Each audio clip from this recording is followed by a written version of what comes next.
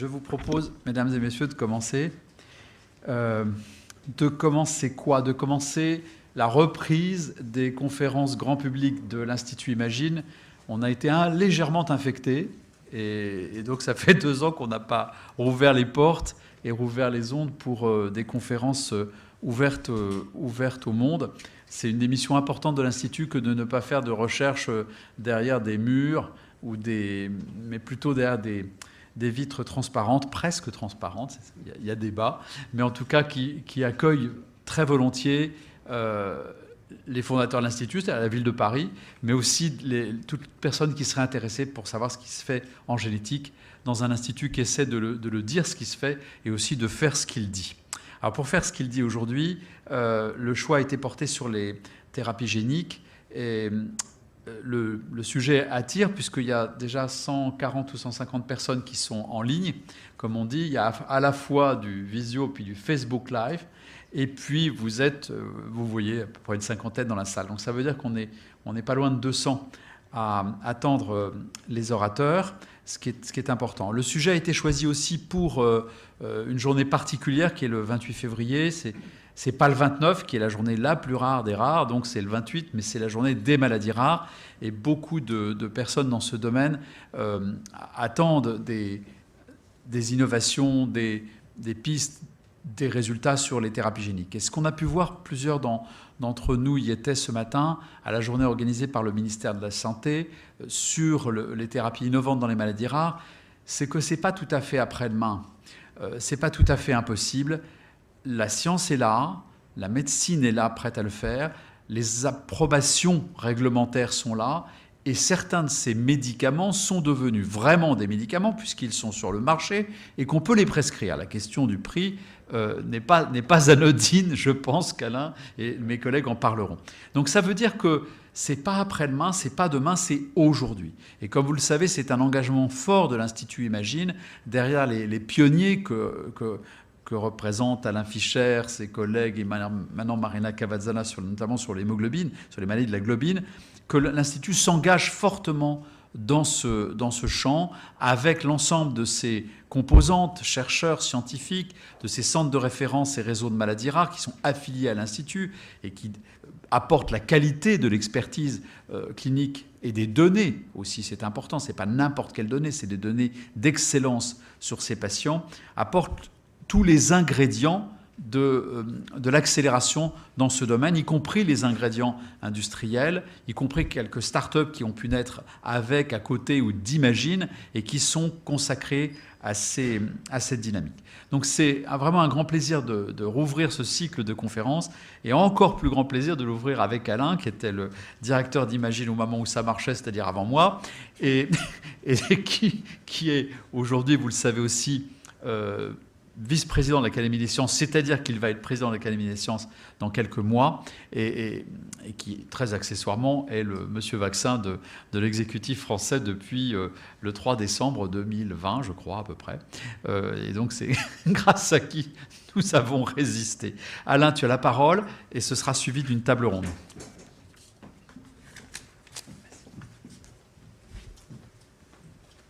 Merci Stan pour cette gentille présentation. Donc je vais essayer de faire avec vous un petit retour d'horizon de la thérapie génique, de ce que c'est, de ce qui a été réalisé, de ce que l'on peut réaliser, de quelques perspectives, et vous aurez ensuite par mes collègues des informations plus détaillées sur telle ou telle des maladies génétiques qui font l'objet de recherches, d'essais cliniques ou même de pratiques médicales, on peut le dire dans certains cas. Donc on m'avait proposé le titre « Mythe et réalité », je pense qu'il est assez raisonnable et que donc je l'ai conservé. Un tout petit mot d'histoire. Le premier papier scientifique qui évoque la thérapie génique, c'est celui-là. Il a été publié dans la revue Science en 1972. Donc c'est pas il y a si longtemps que ça. Ça fait 50 ans exactement d'ailleurs. Maintenant, je réalise que ça fait juste 50 ans. Et évidemment, il s'est passé pas mal de temps pendant lesquels il n'y a pas eu de mise en pratique réelle. Mais ça veut dire qu'en 1972, le concept était là.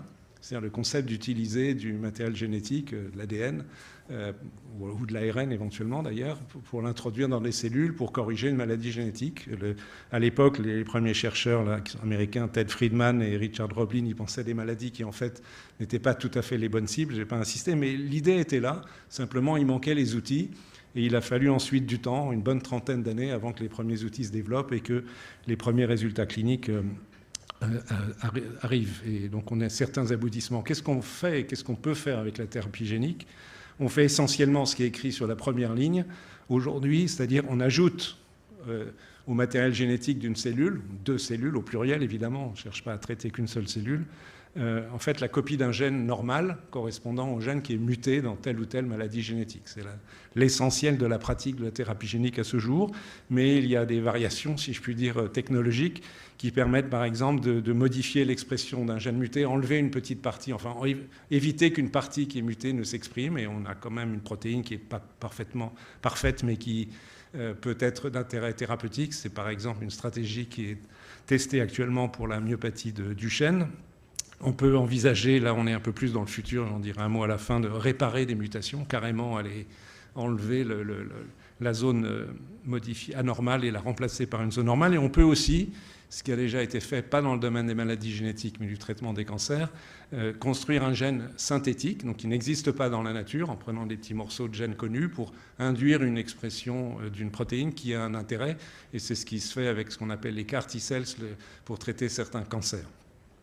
Ce qui est le point commun à toutes ces thérapies géniques, si on veut les choses de façon très très simple, il faut une information génétique, donc qui arrive sous forme d'ADN ou d'ARN, avec ce qu'on appelle une région promotrice qui permet l'expression de cette information génétique pour aboutir in fine à une protéine. Il faut un système de transport, le vecteur, donc l'ellipse sur cette diapositive, qui est dans la quasi-totalité des cas pour l'instant, mais les choses peuvent évoluer, des virus, puisqu'on utilise la capacité des virus à infecter des cellules, donc ils servent, comme on dit parfois, on utilise cette expression en cheval de Troie, de telle manière que ce matériel génétique soit introduit dans les cellules et qu'en utilisant la machinerie des cellules pour produire des protéines, que la protéine soit là, donc soit une protéine d'intérêt thérapeutique qui remplace une protéine anormale ou une protéine déficiente et donc restaurer une fonction.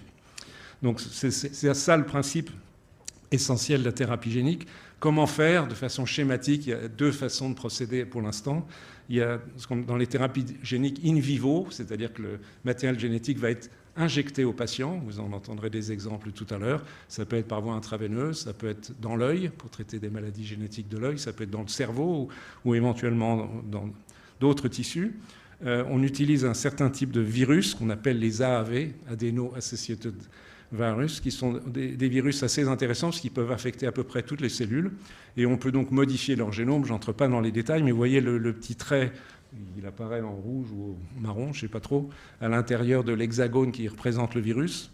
Donc le virus se fixe à la surface d'une cellule, le matériel génétique pénètre, et il peut ensuite persister dans le noyau. Dans ce cas-là, il n'est pas intégré au génome, c'est ce qu'on appelle un épisome, vous voyez, maintenant sous forme verticale. Et donc, mais là, il y a une matériel génétique adéquate pour obtenir l'expression d'une protéine, donc les petites boules que vous voyez en dessous, et qu'une fonction s'exerce. Cette stratégie est particulièrement intéressante lorsqu'on cherche à traiter des cellules qui ne se divisent pas, les neurones dans le cerveau ou qui se divisent peu, comme par exemple les cellules du foie, avec l'idée que ce matériel génétique persiste et il ne peut pas être répliqué. Donc si les cellules se divisaient, il y aurait une dilution et ce ne serait pas efficace. Mais pour des cellules qui ne se divisent pas, c'est une bonne stratégie. La seconde stratégie qui est développée, cette fois-ci concernant plutôt l'idée de traiter des cellules qui se divisent, c'est typiquement les cellules du sang, donc dans la moelle osseuse, éventuellement les cellules de la peau aussi, où le vecteur est apporté, enfin le vecteur, excusez-moi, est différent, il y a toujours un matériel génétique qui est introduit, mais c'est ce qu'on appelle des rétrovirus. Donc ce sont des virus composés dont le matériel génétique est de l'ARN, mais qui ont la propriété de transformer leur ARN en ADN dans les cellules. Et cet ADN, comme c'est dessiné de façon schématique sur cette... j'espère que c'est bon. Voilà.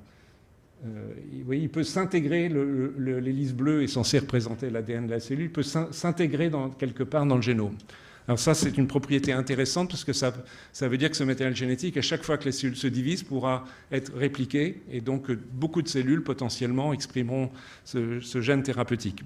L'inconvénient éventuel, c'est que cela peut perturber le fonctionnement du génome et provoquer des complications, ce qui a pu être observé, mais aujourd'hui plutôt sous contrôle. Et cette thérapie génique-là, elle est utilisée plutôt ex vivo, c'est-à-dire qu'on sort les cellules du corps, par exemple les cellules de la moelle osseuse, ou ça peut être des cellules de la peau, on les cultive un certain temps au laboratoire, on les infecte avec le virus, on les réinjecte aux patients ou on les réapplique sur la peau s'il s'agit de la peau. Alors, le mythe, on parle souvent de mythe, et il y a eu pendant très longtemps beaucoup d'échecs avant que les premiers succès arrivent, parce qu'il y a beaucoup de raisons d'échouer. Je ne vais pas entrer dans trop de détails, mais vous voyez ici une cellule, un virus qui va rentrer en haut à gauche, qui est supposé apporter le matériel génétique. Donc on peut échouer à au moins 4 niveaux. On peut échouer parce qu'il faut que ce matériel génétique pénètre, donc qu'il y ait un récepteur, qui est suffisamment d'entrée de ces virus dans les cellules et qu'ensuite le système se décortique sans être dégradé, que le matériel génétique ne soit pas détruit par des enzymes de la cellule, sinon il ne se passe rien. Le deuxième obstacle, il est en petit b à droite au niveau du noyau. Il faut que le matériel génétique persiste, donc il ait pu pénétrer dans le noyau, ce qui n'est pas si simple dans certains cas, et qu'il persiste dans de bonnes conditions. Je n'entre pas dans les détails.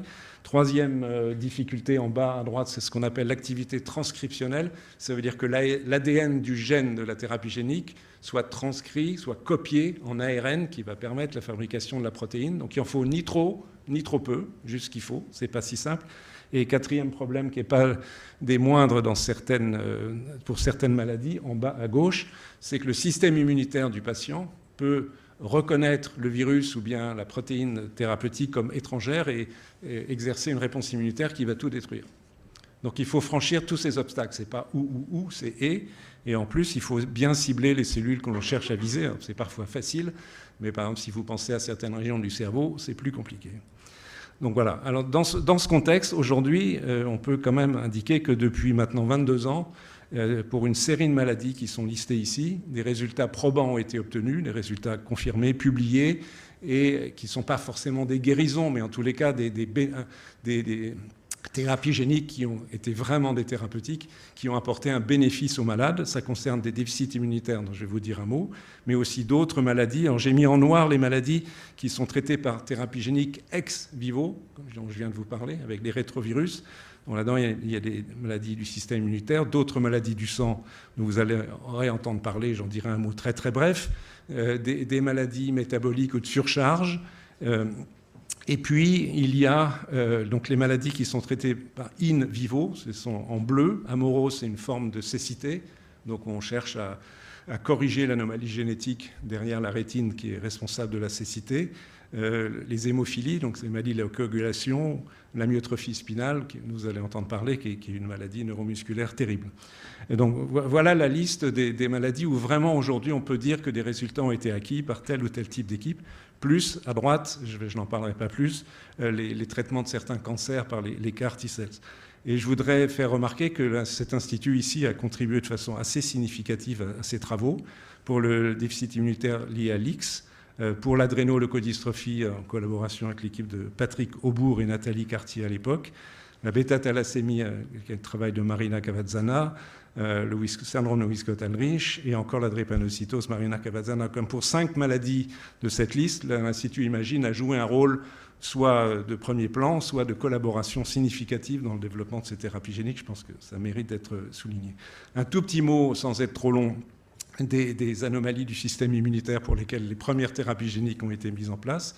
Il s'agit de maladies génétiques rares où il manque certains types de globules blancs, on appelle les lymphocytes, qui sont en haut du premier schéma, qui montre comment les cellules du sang se fabriquent à partir de la moelle osseuse. Il y a une cellule souche, qui est la toute première, avec une flèche qui indique qu'elle s'auto-renouvelle et qui donne naissance à toutes les cellules du sang, les globules rouges, les globules blancs, dont les lymphocytes et les plaquettes. Donc dans certaines maladies, il y en a 2 pour l'instant traitées par thérapie génique, qu'on appelle des déficits immunitaires combinés sévères, ou SCID en anglais. Il manque certains de ces lymphocytes. Vous voyez, c'est ce qui est indiqué, ce sont les parties supérieures des 2 schémas du milieu et celui de droite. Ce sont des maladies qui tuent les enfants très tôt dans la vie, parce que ces lymphocytes sont absolument indispensables pour se défendre contre les infections. Et donc, des thérapies géniques ont été proposées pour ces thérapeutiques, par exemple, pour les premiers essais qui ont eu lieu ici avec Salima Hassan-Behabina et Marina Cavazzana ont consisté à prélever, donc c'est une thérapie génique ex vivo, on prélève les cellules de la moelle osseuse des enfants qui sont endormis, on les cultive 2 jours, on les infecte avec ce rétrovirus. À l'époque, c'était 3 cycles d'infection, et puis ça repartait chez le malade avec le petit dessin d'un enfant qui a été traité. Donc ce qui se passe à l'échelle cellulaire est montré à droite. Vous voyez le virus, avec au milieu, il y a le matériel génétique. Il peut se fixer sur les cellules. Le matériel génétique de ce virus est sous forme d'ARN, qui est rétro-transcrit, comme on dit, copié en ADN, qui peut rentrer dans la cellule, s'intégrer quelque part dans un chromosome, permettre l'expression de l'ARN messager, de la protéine, qui dans ce cas-là est à la surface des cellules, et permettre d'avoir la fonction. Donc ceci a été fait avec un certain succès, puisque dans les premiers essais cliniques de cette maladie, effectués à Paris puis à Londres, sur 20 enfants aujourd'hui, donc plus de 20 ans plus tard, 17 de ces enfants vivent grâce à la thérapie génique, c'est-à-dire qu'ils ont les fameux lymphocytes qui leur manquaient, ils ont une bonne qualité de vie, quelques soucis parfois, mais globalement, ils ont une bonne qualité de vie. Le plus âgé d'entre eux fêtera bientôt, entre guillemets, ses 23 ans de thérapeutique avec un effet stable de ces thérapeutiques. Et aujourd'hui, je vais passer ça parce que je vais être trop long, au-delà des déficits immunitaires, il y a maintenant plusieurs maladies génétiques du système immunitaire qui font l'objet d'essais cliniques de thérapie génique ou de thérapie génique maintenant établies. Il y a l'approche de traiter les cellules de la moelle osseuse, donc selon la flèche rouge à gauche où on vise les cellules souches. Donc concerne aussi ce qu'on appelle des maladies en fait, à expression neurologique, ce qui peut paraître curieux de traiter des maladies neurologiques par les cellules sanguines, mais donc ce sont les leucodystrophies. Il y a l'adrénoleucodystrophie, ALD, et la leucodystrophie métachromatique, désolé, c'est un nom un peu compliqué, MLD, et aussi maintenant la mucopolysaccharidose de type 1, maladie de Hurler, où l'idée est de faire exprimer le gène qui code pour une enzyme, je simplifie un tout petit peu, au sein des cellules qui sont ici, les macrophages, si j'arrive à cibler, j'ai du mal, voilà, les voilà, donc ils descendent des cellules souches. Donc en gros, on fabrique des usines, je schématise, à produire des enzymes qui vont permettre de détoxifier, je simplifie beaucoup, hein, le corps de substances toxiques, et en particulier au niveau du cerveau, et des bénéfices aujourd'hui ont été obtenus. Et dans le même groupe des thérapies géniques des maladies du sang, il y a les maladies de l'hémoglobine qui sont connues, la bêta-thalassémie, la drépanocytose, qui est la maladie génétique la plus fréquente. Et je pense que Marianne de Montalembert vous en parlera tout à l'heure. Donc ça, c'est ce qu'on fait, c'est ce qu'on a pu faire jusqu'à aujourd'hui, mais il y a une autre stratégie que l'on peut envisager. Alors, ce qu'on a fait jusqu'à présent, c'est ce qui est à gauche sur ce schéma. On part en haut d'une cellule souche. En bleu, c'est censé représenter sous forme d'une seule copie, pour simplifier, un gène où il y a une mutation. En rouge, le cercle rouge, c'est la mutation. Donc ce qui a été fait jusqu'à présent, ce que je vous ai brièvement décrit, c'est ce qui est à gauche de la diapositive. On a un virus, ce n'est pas à l'échelle, hein, il est beaucoup plus petit que la cellule évidemment, mais ce virus permet d'introduire dans la cellule un rectangle bleu sans point rouge, donc une copie normale du gène qui va fonctionner, et c'est pas mal. C'est pas mal, mais ce n'est pas tout à fait physiologique, puisque ce gène supplémentaire, il s'insère quelque part dans le génome, ça a posé quelques soucis, et il n'est pas soumis à un contrôle physiologique. Pour certaines maladies, ce n'est pas un problème, mais ce n'est pas parfait, et pour certaines maladies, ça ne pourrait pas marcher. Donc une stratégie alternative qui est envisagée, c'est ce qui est à droite, où on va carrément chercher à faire la chirurgie du gène, si on veut. On va enlever la mutation et on va réparer le gène, en apportant, toujours avec un vecteur viral en règle, enfin, une partie du gène, et plus une enzyme qui va couper l'ADN très précisément. Et on dispose de ces enzymes avec le fameux système CRISPR-Cas9 et d'autres systèmes, qui va couper le gène pathologique autour de la mutation et va permettre de le réparer. Au laboratoire, on sait faire ça à une certaine échelle, mais on ne sait pas aujourd'hui le faire à une échelle telle qu'on puisse encore guérir des maladies où il faut arriver à le faire sur suffisamment de cellules en toute sécurité. Mais c'est une voie de recherche intéressante. Et une alternative l'ingénierie génomique, et peut-être Marianne en reparlera tout à l'heure, c'est essayer de faire quelque chose de plus simple, c'est non pas de corriger un gène, mais c'est d'inhiber, de bloquer, de détruire un gène, parce que ce gène a des conséquences dans certaines circonstances délétères. Un exemple de ça, c'est ce qui est en train d'être appliqué pour la bêta-thalassémie et la drépanocytose, donc ces anémies dont vous entendrez parler, et qui est fondé sur le principe suivant, qui est sur le schéma à gauche, qui est, nous avons, pendant la vie fœtale, nous avons un certain type d'hémoglobine, ça s'appelle l'hémoglobine fœtale, c'est avec gamma, et puis autour de la naissance, schématiquement, on remplace l'hémoglobine fœtale par ce qu'on appelle l'hémoglobine adulte. Donc ce sont deux gènes différents qui codent pour ces deux hémoglobines. Donc chez les personnes qui ont un gène bêta, donc pour l'hémoglobine adulte qui est muté, c'est le cas de la drépanocytose ou de la thalassémie, ils sont protégés tant qu'ils ont l'hémoglobine fœtale. Mais quand ils perdent l'hémoglobine fœtale, après la naissance, je schématise, enfin même pas vraiment, cette protection disparaît. Ce gène gamma, il est sous le contrôle d'un autre gène qui s'appelle BCL11A, vous voyez, écrit au milieu. Donc une idée qui a déjà été mise en pratique, c'est de venir avec une enzyme qui va casser l'ADN exactement où est le gène BCL11A et va le détruire parce qu'il va créer une mutation dans le gène. Et en détruisant BCL11A, la conséquence, c'est que l'hémoglobine fœtale peut être réexprimée. Et c'est une façon astucieuse de contourner l'anémie en faisant en sorte que les patients aient de l'hémoglobine fœtale dans leur globule rouge. Avec ça, on vit très bien. Donc ceci a commencé à être appliqué aux États-Unis et c'est une voie assez promettrice. Voilà, c'est un exemple de recherche en cours. Je voudrais terminer juste pour dire qu'au-delà de ces avancées assez significatives, même si elles sont au plus long que ce que l'on pourrait espérer, autour de l'application de la thérapie génique, il y a quelques soucis d'accessibilité. Il y a maintenant 8 médicaments de thérapie génique sur le marché. Il y en a 6 pour des maladies génétiques et 2 pour des cancers. Le problème, c'est que ces médicaments, qui ont évidemment été développés dans des contextes longs, qui ont été relativement coûteux, sont vendus, on peut dire les choses ainsi, c'est un marché, à des prix extrêmement élevés. Le moins cher d'entre eux est de 700 000 € par malade, et le plus cher d'entre eux, pour les plus récents, avoisine 3 millions d'euros, je dis bien, 3 millions d'euros par patient. Et là, on entre dans des difficultés, illustrées par exemple dans un éditorial d'un journal médical assez prestigieux qui dit « Gene therapies should be for all », les thérapies géniques devraient être accessibles à tous. Et à ces prix-là, il est clair que les thérapies géniques ne seront pas accessibles à tous.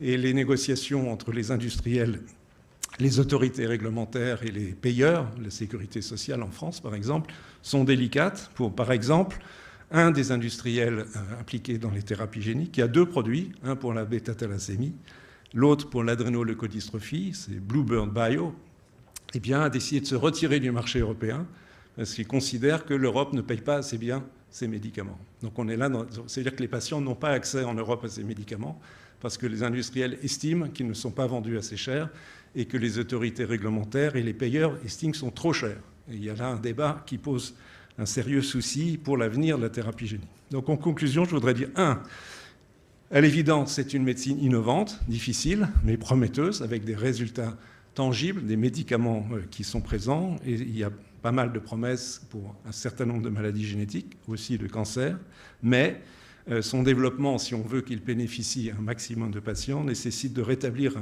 un meilleur équilibre entre, je dirais, le bien public, l'intérêt général et les intérêts privés, et que si on n'y arrive pas, je pense qu'on court à des grandes frustrations dans les développements de la thérapie génique. Mais je ne vais pas m'étendre plus longtemps sur cette question. Je vous remercie.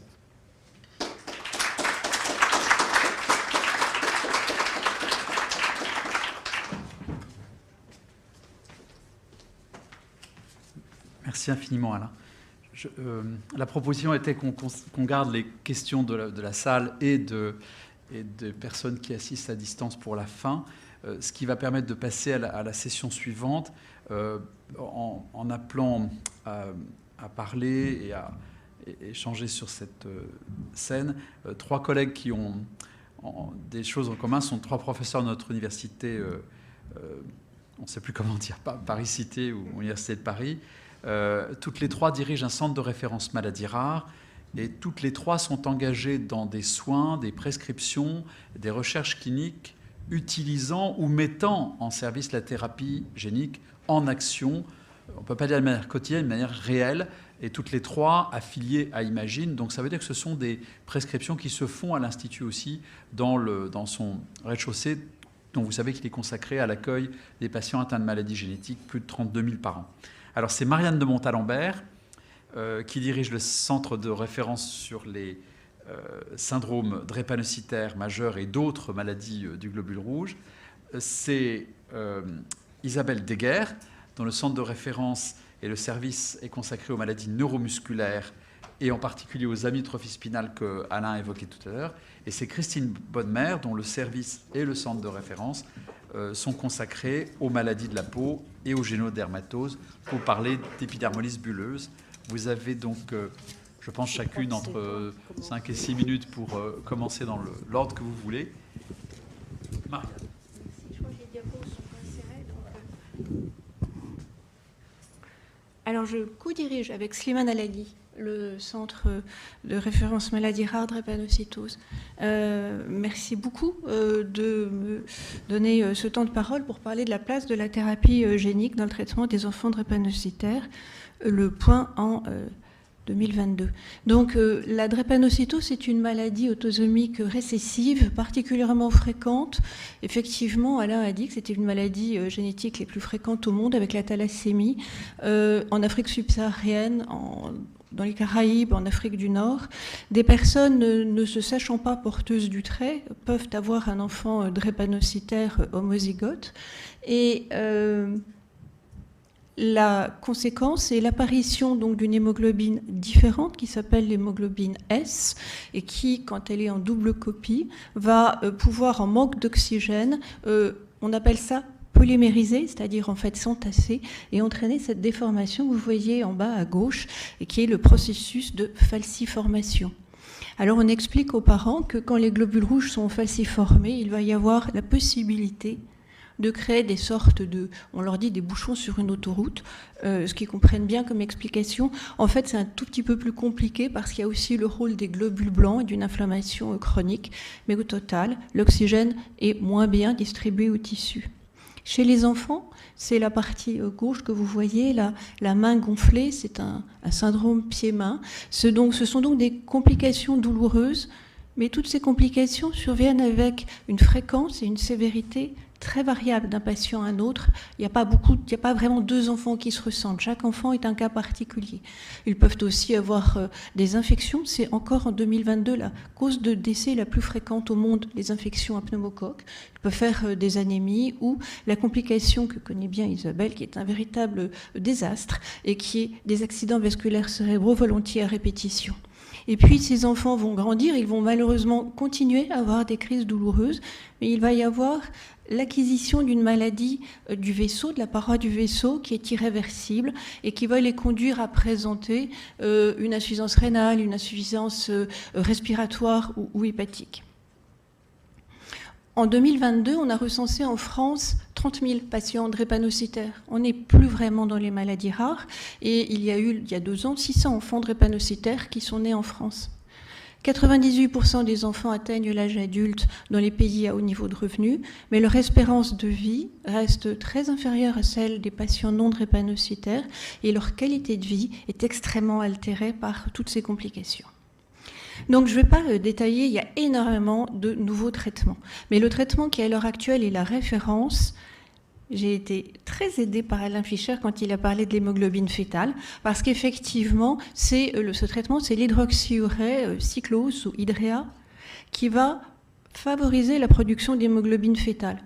Et cette hémoglobine fœtale va servir de tampon entre 2 pièces d'hémoglobine S. Elle va en fait limiter ce processus de falciformation. Ça reste un traitement tout à fait majeur dans le traitement de la drépanocytose. Et puis, il y a toutes sortes de molécules maintenant qui ciblent les globules blancs, etc. On ne va pas les développer, bien sûr, on n'a pas le temps. Mais en fait, ce que veulent les parents, c'est la guérison. Ils disent, oui, non, vos molécules, ok. Nous, on veut la guérison. Et ils savent que la guérison est possible. Elle est possible depuis relativement longtemps grâce à ce qu'on appelle la greffe de moelle, la transplantation de cellules souches hématopoïétiques. Alors j'ai fait très simplement figurer une famille avec 2 enfants et il y a 2 enfants de la même père, même mère, où un enfant non drépanocytaire va pouvoir donner sa moelle à l'enfant drépanocytaire parce qu'ils seront HLA identiques. Ça, c'est le cas de figure excellent, d'excellents résultats, mais finalement, il y a une petite minorité, il y a à peu près 20% des enfants qui ont un donneur, un frère ou une sœur, même père, même mère, HLA identique. Et pour les autres? Mais pour les autres, il va y avoir effectivement un espoir qui est phénoménal, qui est la thérapie génique, où à ce moment-là, on va prélever les cellules souches hématopoïétiques de l'enfant. On va, avec toutes les procédures qu'a esquissé ou présenté Alain, on va pouvoir corriger, ou on va pouvoir mettre une hémoglobine d'intérêt, et après ce traitement, on va lui réinjecter la moelle corrigée. Pour que cette moelle du frère ou de la sœur, ou cette moelle corrigée puisse trouver sa place, dans tous les cas, il est nécessaire de faire une chimiothérapie myéloablative avec donc un impact très net sur la possibilité ultérieure d'avoir des enfants. Donc, où en est-on sur la thérapie génique? Il y a une revue qui a été publiée en décembre, la grande session d'hématologie qui s'appelle l'American Society of Hematology, et Julie Canter a fait un petit peu un résumé. On en a, avec Justine, choisi les gros titres pour ne pas avoir une diapo trop lourde. Il y a la stratégie majeure qui est l'addition d'une hémoglobine différente qui s'appelle AT87Q et qui est une molécule qui va s'insérer entre deux pièces d'hémoglobine S, qui va donc diminuer la tendance à la falciformation. Il faut souligner là le rôle majeur d'Alain Fischer, son équipe, et de Marina Cabazana, puisqu'en fait, c'était la première publication. Le premier patient au monde a été guéri ici. C'est un patient que je suivais. Il était transfusé tous les mois pour pouvoir aller moins mal. Il allait même sous transfusion mensuelle. Il n'avait plus de douleur. Il a bénéficié d'une thérapie génique par addition de gènes en 2014, il y a 8 ans. On peut vraiment dire qu'il a plus mal du tout. Alors, on verra que cette technique a été développée ultérieurement, mais cette technique, c'est celle qui est développée par Bluebird, dont Alain a parlé. Et puis, il y a une deuxième façon d'aborder, qui est en fait l'édition. C'est-à-dire là, on ne va pas cibler la mutation drépanocytaire elle-même, on fait ce qu'a raconté Alain, on va essayer de reproduire plus d'hémoglobine fétale en bloquant le répresseur de production d'hémoglobine fétale avec les techniques de CRISPR-Cas9, et c'est les études CLIMB. Et ici, à Necker, se développent il y a d'autres protocoles développés, comme par exemple Drepaglob, qui est également en cours de développement grâce à Marina Cabazana. Alors, où en est-on? Cette diapo, elle est peut-être un peu lourde, mais elle est quand même intéressante parce qu'elle va vous montrer, en fait, là, on est de l'addition de gènes. Alors, vous voyez que, d'abord, on a des chiffres. Elle a été publiée dans le New England en 2021, donc on a maintenant pratiquement un an de plus, mais il y avait 35 patients avec des reculs qui, à 12 mois, il y avait, admettons, à 2 ans, il y avait 12 patients. Donc, c'est jeune. Il n'y a pas tant de malades que ça, puis il n'y a pas tant de recul que ça. Mais quand même, ce qu'on voit, c'est que l'hémoglobine qui nous intéresse, AT87Q, elle est en orange. Et nos patients, ils ont 53% de cette hémoglobine d'intérêt. Et surtout, ce qui est le plus intéressant, c'est qu'ils en ont dans toutes les cellules. Ça, c'est la partie droite des histogrammes. On voit que pratiquement toutes les cellules sont avec cette hémoglobine d'intérêt. Alors, est-ce que ça peut guérir la douleur? Oui. Je pense que vraiment, on peut penser que la thérapie génique de ce type-là peut réduire le problème de la douleur. Est-ce que ça peut faire régresser toutes les atteintes d'organes? J'en sais rien. Et notamment, il y a un très gros problème, c'est les accidents vasculaires cérébraux. Quand on pratique un traitement, on sait qu'il faut vraiment un taux très très élevé d'hémoglobine normale pour pouvoir protéger les enfants des récidives d'accidents vasculaires cérébraux. Et aujourd'hui, on ne sait pas si effectivement ces thérapies géniques permettront d'éviter cette conséquence de l'accident vasculaire cérébral. Et puis, voilà la suite de l'article dont a montré la première diapo, ça c'est la deuxième diapo de Frangoul, qui va venir à Paris. D'ailleurs, j'en profite, je fais un peu de pub, du 16 au 18 juin, il va venir à Paris, Frangoul, dans un congrès mondial de la drépanocytose organisé ici. Bref. Et donc là, en bleu, c'est l'hémoglobine fétale dont a parlé Alain. À gauche, on a un thalassémique. Moi, quand j'ai commencé à m'intéresser, les thalassémiques, ils étaient tous morts à l'âge de 15 ans, sauf s'ils étaient transfusés mensuellement. Ce patient, il a bénéficié d'une thérapie génique il a 14 grammes d'hémoglobine sans transfusion, il a 90% d'hémoglobine fétale, il est parfait. Le deuxième patient à droite, c'est un patient drépanocytaire. Et bien, sur 12 grammes d'hémoglobine, il a 43% d'hémoglobine fétale. Avec l'hydroxyurée, le cyclose, on obtient à tout casser 20%. Là, il a 43%. Est-ce que ça va lui supprimer la douleur? Presque certainement. Est-ce que ça va le protéger des accidents vasculaires cérébraux? Je ne sais pas. Alors voilà ma dernière diapo. J'étais à un congrès un peu international il y a 3 jours et ils ont commencé en disant la drépanocytose, maintenant tous les patients vont pouvoir être guéris de la drépanocytose grâce à la thérapie génique. Non. D'abord, tous les patients ne sont pas forcément des indications à la thérapie génique parce qu'il y a des risques. Et j'ai parlé de la chimiothérapie au moment de l'induction, au moment pour pouvoir conditionner le patient pour qu'il puisse accepter la moelle corrigée. Donc il y a quelques risques pas considérables, mais il y a des risques liés à la chimiothérapie myéloablative.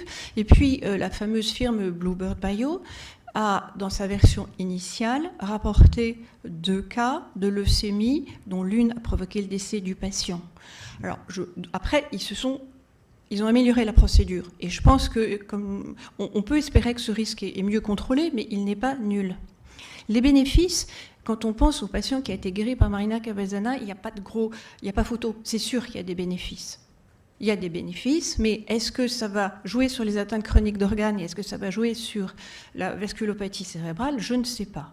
Et puis enfin, on ne peut pas faire l'impasse du prix. Bluebird Bio est arrivé en demandant 1 800 000 € en Allemagne, en France et en Espagne. Et l'Allemagne, la France et l'Espagne ont dit on ne peut pas mettre 1 800 000 €.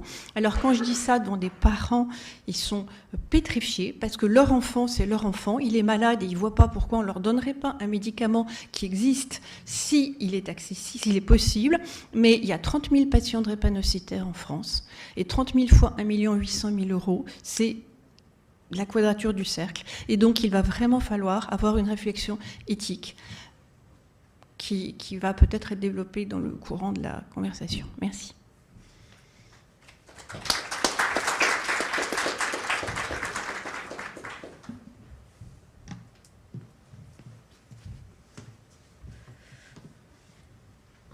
Alors, on va parler d'une autre pathologie neurologique.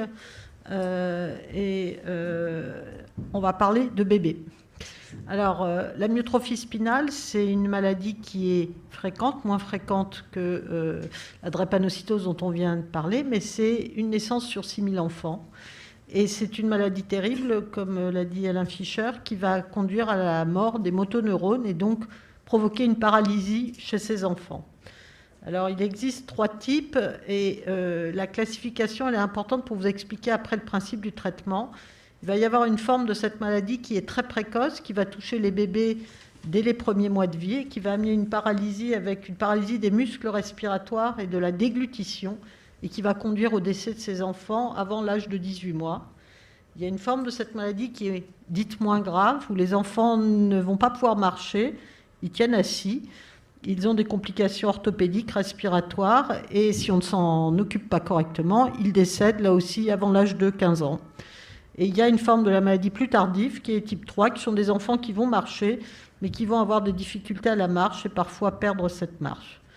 Alors, le gène de la myotrophie spinale, il a été découvert ici par Judith Melki en 1995. Et il s'appelle SMN1, c'est un gène qui permet la survie des motoneurones, pour être un peu simpliste. Et ce qu'on a assez vite découvert, c'est qu'il était associé à un gène qui s'appelle SMN2, qui est une sorte de copie de ce premier gène, et qui va moduler la gravité de la maladie. Là encore, je fais un peu simpliste dans mon explication, mais c'est important parce qu'on va voir que les pistes de traitement qui ont été envisagées sur cette maladie qui est effroyable, comme je vous l'ai dit, ils vont en fait soit viser à remplacer le gène SMN1, c'est ce qu'on va appeler la thérapie génique, je dirais, pure et dure, et puis se sont développées en parallèle, et même un petit peu avant, des thérapies qui ont visé à augmenter l'expression du gène SMN2 et à faire une maladie moins grave sur le long terme. Alors, donc ce gène SMN1, tout le monde a la même anomalie génétique, et il est indispensable pour fabriquer correctement la protéine SMN. Le gène SMN2, je vous ai dit, lui, il est présent chez ces enfants-là, mais la quantité de ce gène SMN2, donc son nombre de copies, va modifier la gravité de la maladie.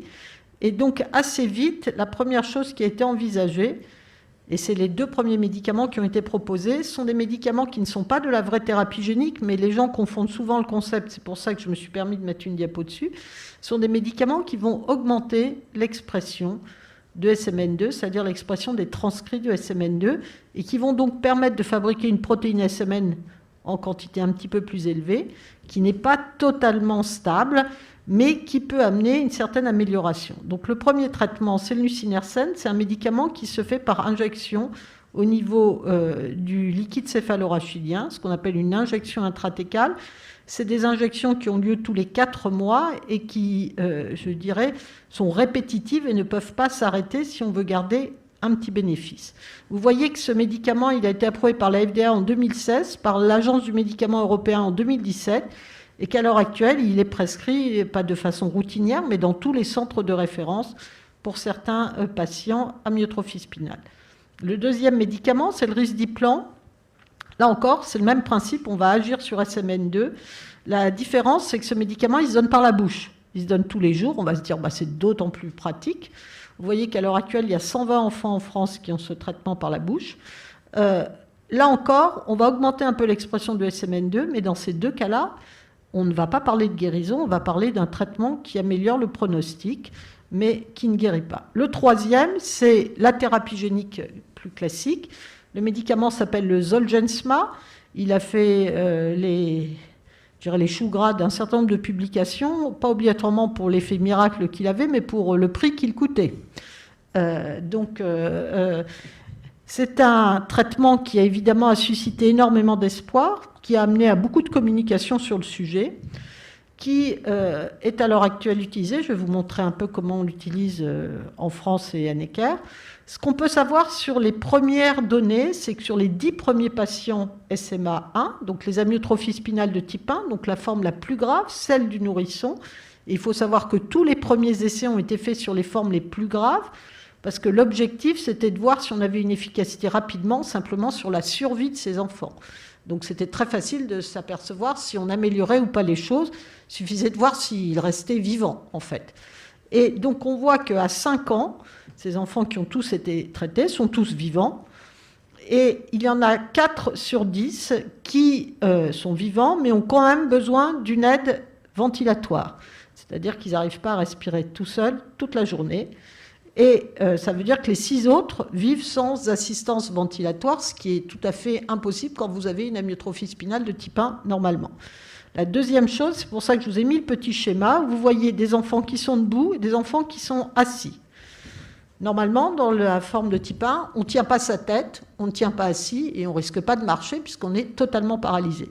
Donc là, ce que vous voyez, c'est que chez ces enfants, ils tiennent assis, vous voyez les petits dessins gris, et vous en avez certains qui tiennent debout, et il y en a même un qui est marchand, et on va voir qu'en fait, cet enfant, il a été traité ce qu'on appelle en présymptomatique, c'est-à-dire avant le début de sa maladie. Alors, ces traitements tout neufs, ça a évidemment suscité beaucoup d'espoir. Vous imaginez, on vous annonce que votre enfant a une amyotrophie spinale type 1, que son espérance de vie est de 3 à 4 mois, vous le voyez se paralyser tous les jours devant vous, et en même temps, vous lisez sur Internet que le miracle est arrivé grâce au Zolgensma. Donc, on a très vite vu que ces effets d'annonce et le potentiel de ces traitements devaient réellement être évalués de façon collective et je dirais collégiale. Ils ne comprennent pas des décisions n'importe comment et que tout le monde se mette à prescrire le traitement miracle n'importe comment. Donc, il y a eu une organisation qui a été faite où, en fait, tous les 15 jours, on fait une réunion de 18h à 20h avec les 23 centres de référence qui suivent des enfants avec des maladies neuromusculaires pour discuter les nouveaux cas d'amyotrophie spinale qui seraient éligibles à ce traitement-là et pour le décider très rapidement. Pourquoi tous les 15 jours ? Parce qu'en fait, en gros, si on veut traiter cet enfant qui a un type 1, vu la vitesse à laquelle ces motoneurones se détruisent, il faut que la décision et que l'application du traitement soient prises dans les 15 jours qui suivent son diagnostic. C'est-à-dire toujours perdu est une destruction de motoneurones et des paralysies irréversibles, puisque le motoneurone est une cellule qui ne se replique pas. Quand elle est détruite, il n'y en a plus. Donc toutes les paralysies qui existent ne vont pas être réversibles. Donc si on doit traiter l'enfant, on doit le traiter au moment où il y a le moins de paralysie possible pour lui donner le meilleur espoir et qualité de vie. Donc l'objectif a été de décider très rapidement quels enfants on traitait et dans quelles conditions. Les données qu'on a, c'est pour les bébés. Donc on n'a pas de données chez les grands enfants qui posent un problème de la délivrance de l'adénovirus et de l'AAV et de certaines de ses toxicités. Donc pour l'instant, l'autorisation qui a été donnée sont pour les enfants qui pèsent moins de 12 kg et qui ont une amyotrophie spinale de type 1, 2, voire même 3, sachant que ça n'arrive jamais parce que les diagnostics sont plus tardifs. Et donc ça, c'est les données françaises de la vie réelle. Vous voyez qu'il y a 96 dossiers d'enfants qui ont été discutés. Et vous voyez qu'il y en a 42 qui ont été traités par thérapie génique, dont 18 à Necker. Qu'est-ce qu'on sait sur ces enfants-là? C'est qu'on a décidé de les traiter parce qu'ils n'avaient pas encore d'atteinte respiratoire et de la déglutition sévère, et que donc on pouvait espérer pour eux un futur avec une autonomie respiratoire et alimentaire. Ce qu'on sait, c'est quand un enfant a une amyotrophie spinale et qui ne déglutit plus déjà, qui n'arrive plus à téter et à avaler, ou qui n'arrive plus à respirer tout seul, ça veut dire que l'atteinte des motoneurones qu'on a au niveau du bulbe et de la moelle épinière est déjà très installée et est irréversible. Et que donc même si en mettant ce traitement par thérapie génique, on lui donne une petite possibilité de diminuer ses paralysies, cet enfant ne pourra jamais respirer ni jamais manger seul. Donc la décision, elle est très dure à prendre, c'est de dire on va traiter les enfants où en fait on leur offre un futur et une qualité de vie, je dirais correcte, et une possibilité motrice d'autonomie. Et donc vous voyez qu'il y a 42 enfants qui ont été traités, mais qu'il y en a 41 où on a décidé, parce que l'atteinte était déjà extrêmement sévère, de faire simplement des soins d'accompagnement palliatif, et ces enfants sont décédés. Donc c'est vrai que la thérapie génique, c'est une ouverture, c'est un avenir indiscutable, mais il faut aussi savoir que ça peut amener à prendre des décisions, à essayer de peser réellement le bénéfice qu'on va apporter à ces enfants, et surtout d'expliquer aux parents pourquoi on pense, entre guillemets, entre notre âme et conscience, et avec nos connaissances, qu'on ne va pas lui rendre service en lui faisant ce type de traitement. Donc, au jour d'aujourd'hui, ces 3 traitements, ils existent sur le marché. Nous pouvons les prescrire dans les centres de référence. Ils ne sont pas délivrés n'importe où. Par exemple, la thérapie génique, il y a uniquement 10 centres en France qui ont les agréments pour le délivrer. Je vous ai mis en rouge quand même le prix, parce que tout le monde en a parlé. Vous allez dire qu'on ne parle que d'argent. Mais c'est vrai que le Zolgensma, c'est 1,945 000 €. C'est l'agence du médicament de la PHP qui m'a filé les tarifs. Vous voyez que pour le Risdiplan, c'est 285 000 € par an. C'est un traitement à vie. Et vous voyez que le Spinraza, alors là, on a un tarif dégressif pour la 2e année. Hein, c'est plus sympa, mais enfin, même la 2e année, c'est quand même 280 000 € par an.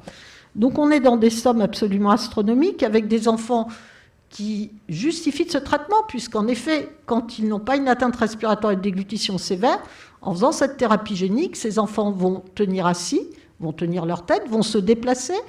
Les enfants qu'on a traités le plus tôt, on a 2 ans de recul, ils se déplacent à 4 pattes. C'est des enfants, on n'aurait jamais imaginé ça. On en a une qui marche et qui court parce qu'elle a été traitée en présymptomatique. Donc c'est évident que ce traitement-là marche si on prend les bonnes indications.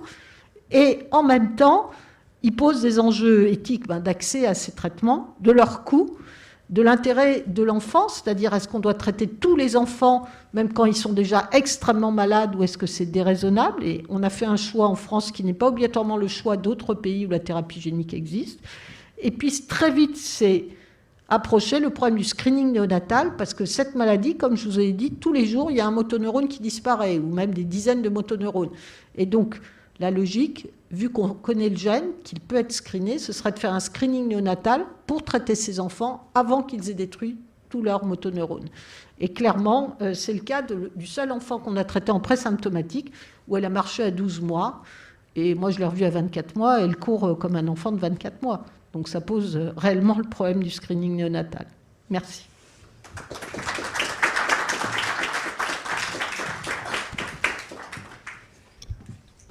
Merci. Oui. Donc moi, je vais vous parler de maladies de peau.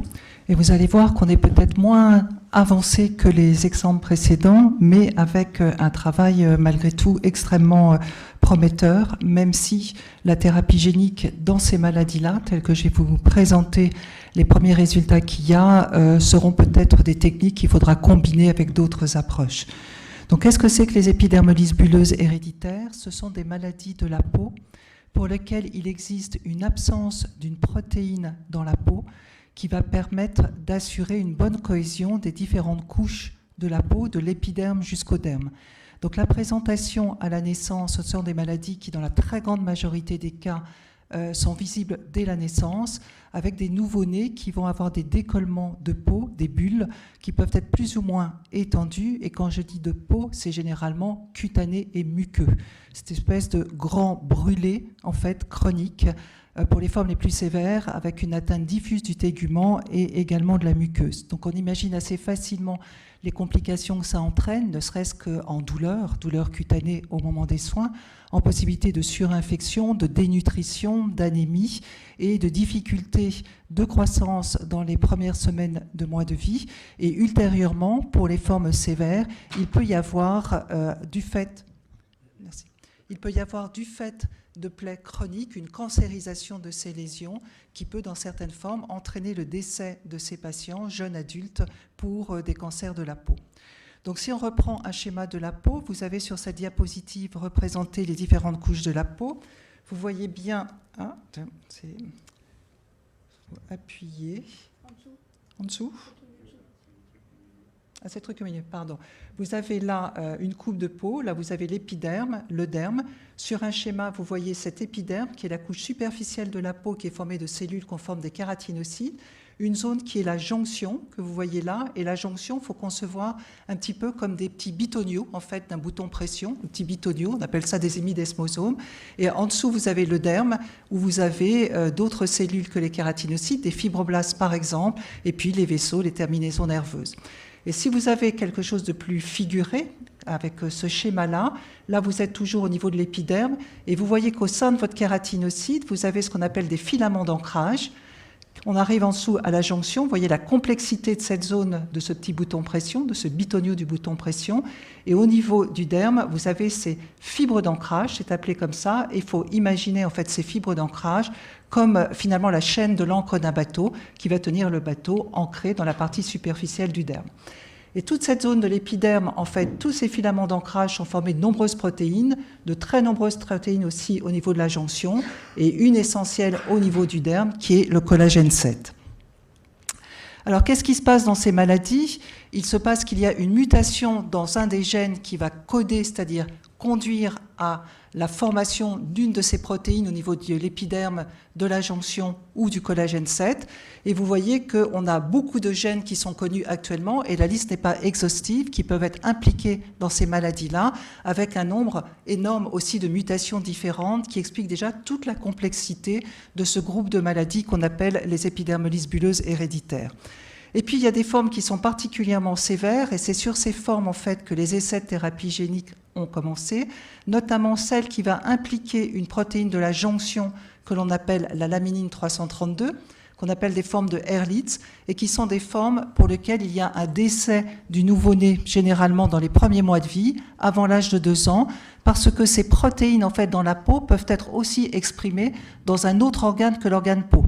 Par exemple, pour ces formes jonctionnelles impliquant la laminine 332, on sait que cette protéine est également exprimée au niveau de la trachée, et ces enfants, en fait, vont décéder bien souvent de complications respiratoires par des plaies chroniques au niveau de la trachée. Au niveau des formes sévères qui vont toucher le derme, le collagène 7, dans les formes récessives où on a une absence de collagène 7 ou un collagène 7 pas du tout efficace, eh bien là, on sait aussi que cette protéine va s'exprimer au niveau de l'œsophage, avec des rétractions au niveau de l'œsophage, des rétractions et des fibroses au niveau des mains et des plaies chroniques qui vont favoriser cette cancérisation. Le plus jeune patient que j'ai vu avec un cancer dans le cas de ces maladies-là avait 8 ans. Il est décédé en 1 an d'un carcinome extrêmement sévère. Donc en fait, comment fait-on lorsque l'on est confronté à ces enfants à la naissance, qui ont un petit peu tout le même aspect, avec ces bulles, ces décollements de la peau et des muqueuses? On fait une biopsie cutanée, c'est-à-dire on prend sous anesthésie locale un petit bout de peau, et on va essayer d'analyser où se trouve le décollement dans la peau, l'épiderme, la jonction ou le derme. C'est pas toujours facile.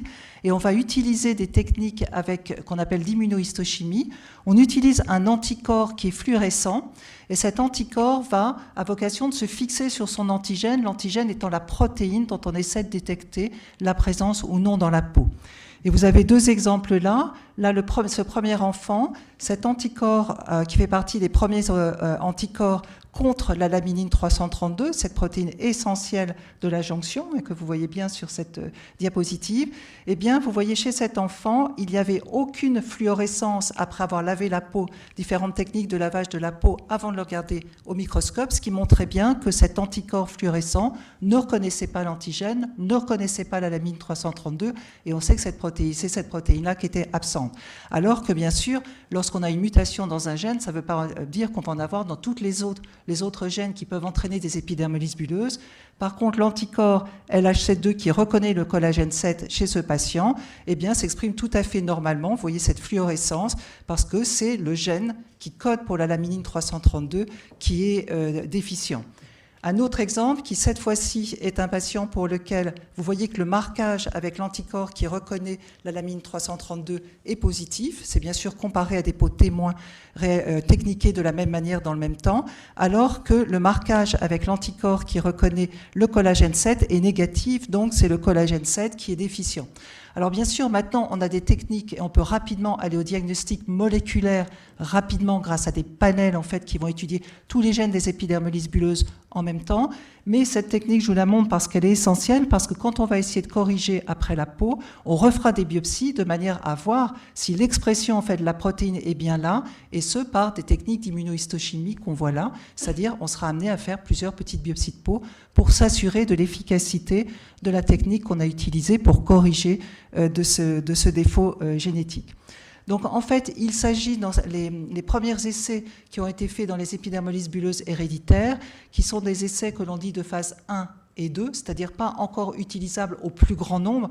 Phase 1 pour s'assurer de la sécurité d'utilisation, 2 de l'efficacité, et après ce sont les phases 3 où il y aura un grand nombre de patients d'inclus. Dans l'immédiat, on est plus dans les phases 1 et 2, donc au départ, eh bien, c'est ce qu'on appelle une technique en fait de thérapie génique ex vivo, dont Alain Fischer vous a parlé précédemment, c'est-à-dire on va essayer d'introduire dans les cellules du patient de la peau une biopsie cutanée, on met en culture ces kératinocytes, ces fibroblastes, et on va essayer d'apporter une copie du gène non fonctionnel, une copie fonctionnelle du gène non fonctionnel par le vecteur viral qui a été évoqué précédemment, et ainsi corriger le défaut de la cellule par cette copie de gène apportée par le vecteur viral qui va s'intégrer dans le génome de la cellule et permettre d'assurer à la cellule d'avoir sa fonction. Donc vous voyez là la biopsie cutanée, première étape en peau, c'est pas vraiment de la peau saine, c'est en peau non décollée. Les cultures en fait des cellules, des kératinocytes et des fibroblastes, l'utilisation de ce vecteur viral qui va aller corriger ces cellules dans leur fonction. Et vous voyez que petit à petit, on va retrouver la fluorescence en fait qui montre que la protéine est formée, et on s'assure bien sûr de cette efficacité par des biopsies de peau qui montrent bien que l'on a la correction du défaut qu'il y avait avec présence de la protéine reconnue par les techniques d'immunofluorescence. Et puis, bien sûr, il faudra s'assurer de la validité de cette technique par des propriétés aussi mécaniques de la peau préservée, c'est-à-dire en frottant, elle ne décolle plus. Lorsqu'on la pince et on la tire, elle est de qualité pour qu'il n'y ait pas seulement la protéine qui est là, mais qu'en même temps, elle se mette au bon endroit, assurant une bonne fonction de la peau. Alors, très naturellement, les premiers essais ont porté sur les formes les plus sévères des épidermolyses bulleuses. Vous avez vu qu'il peut y avoir des formes qui touchent l'épiderme, on appelait ça les formes simplex. Alors quand vous dites aux patients c'est une forme simplex, ils ne sont pas très contents parce que la sévérité malgré tout qu'il y a en termes de douleur, de décollement et d'autres manifestations en fonction du lieu d'expression de la protéine peut être extrêmement importante. Mais on a commencé surtout par les formes qui étaient létales, c'est-à-dire pour lesquelles il y avait un décès inévitables dans les premières semaines, mois de vie, en particulier celles pour lesquelles cette laminine 332, qui est une protéine qui est une configuration dans l'espace que vous voyez, qui est formée de 3 brins, entraîner une létalité sur, moi j'en ai vu, c'est sur des maladies très rares, mais j'en ai vu un certain nombre de ces patients-là dans le centre de référence depuis plus de 20 ans, et en moyenne ils décèdent vers l'âge de 4 mois, malgré tout ce qu'on peut faire, dans des conditions qui ne sont pas très agréables.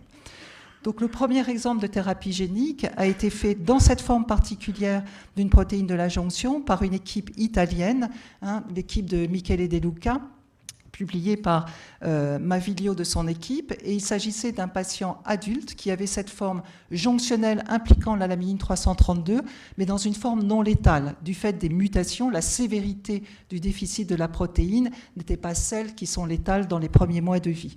Donc il y a une biopsie qui a été faite sur les jambes de ce patient, et avec la technique que je vous ai montrée, mise en culture des kératinocytes et des fibroblastes, avec correction de ces cellules par ce vecteur viral apportant un gène fonctionnel, permettant aux cellules d'être corrigées dans leur fonction, extension de ces cellules après des cultures en biopsie, on répertorie bien sûr les cellules souches corrigées qui s'étendent. Ça fait des fins lambeaux de peau qu'on va pouvoir regreffer en fait sur les plaies.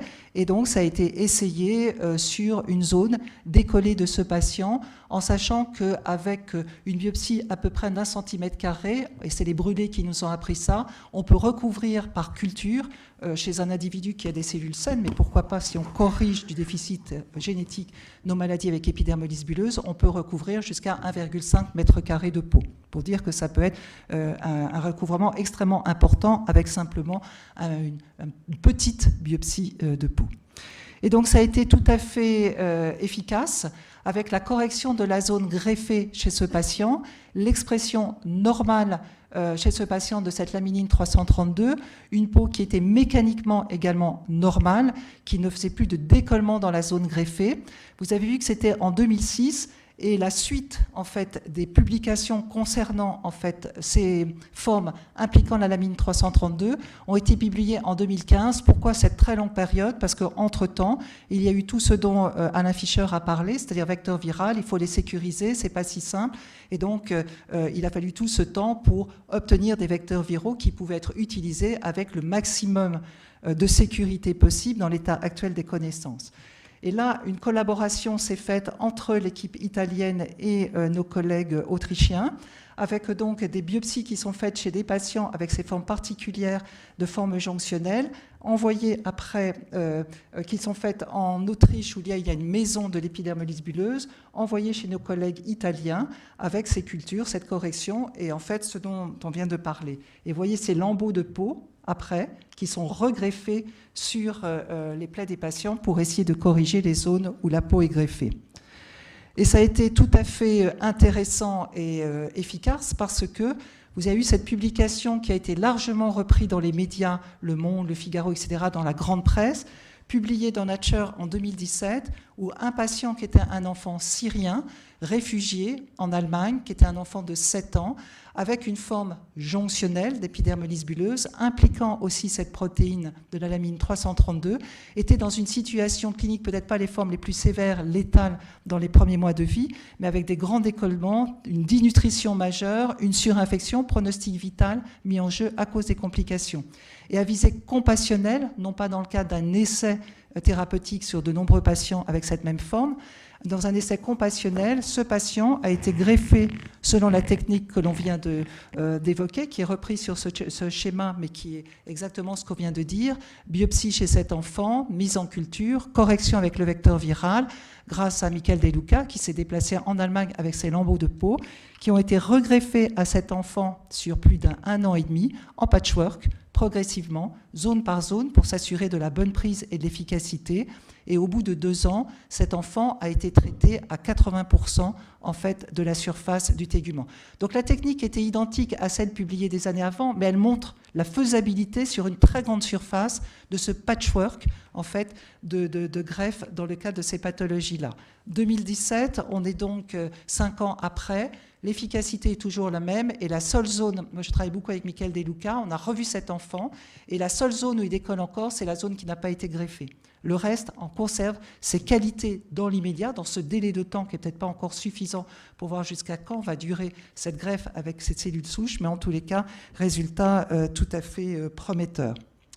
Alors, la qualité, en fait, d'une technique ex vivo comme celle-là et la greffe sur la peau, c'est qu'on va traiter de manière ciblée, finalement, la zone malade, contrairement aux techniques in vivo. Le défaut, c'est que, je vous l'ai expliqué, les protéines anormales dans la peau peuvent l'être dans d'autres organes. Et on va traiter la peau, mais on ne va pas traiter la trachée, l'ésophage. Et il faudra donc très certainement des techniques combinées pour pouvoir améliorer au mieux ces patients, pas seulement de thérapie génique de ce type-là, mais d'autres combinées qui sont à l'étude. Travail qui se poursuit aussi pour les formes très sévères avec le collagène 7, même technique que l'on vient de voir. Et ce travail, en fait, se poursuit au niveau international. Les premiers qui ont rapporté des observations dans des protocoles de phase 1 et 2, ce sont les Américains. Vous voyez qu'il y en a au niveau de l'international, en France aussi, dans le cadre d'un consortium européen qui est coordonné et dirigé par un laboratoire d'Imagine dirigé par le professeur Ovnanian, mais aussi d'autres pays, comme vous le voyez là. Holostem, c'est Michael De Luca, qui travaille non seulement sur le collagène, sur la lamine 332, mais également sur le collagène 7. Et très prochainement, on va avoir ici, on a déjà là une phase 1 et 2 avec un Ovnanian sur des formes avec le collagène 7. On va avoir prochainement dans le centre également sur des formes touchant la laminine 332, dans le centre de référence où il y a toutes les conditions d'expertise clinique pour pouvoir assurer au mieux les conditions idéales de prise, de bonne prise en fait de ces greffes chez ces patients. Je vous remercie.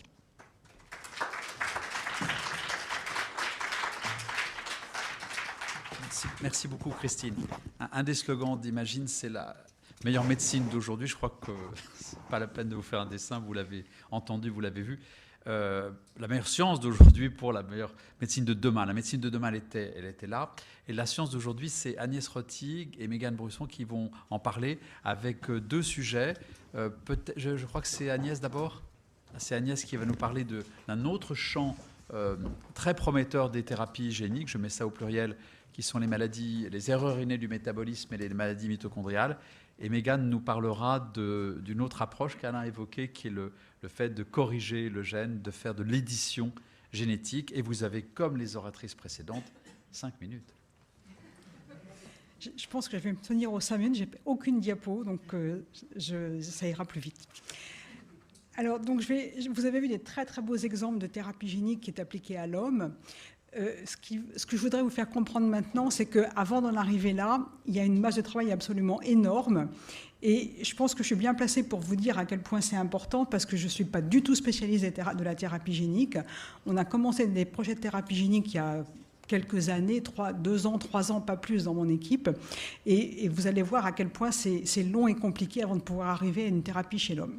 Et je vais prendre 2 exemples de maladies métaboliques. Alors, les maladies métaboliques, c'est un très grand ensemble de maladies génétiques pour la plupart, parmi lesquelles il y a les maladies mitochondriales, ce sont les plus fréquentes, c'est un sous-groupe de ces maladies métaboliques.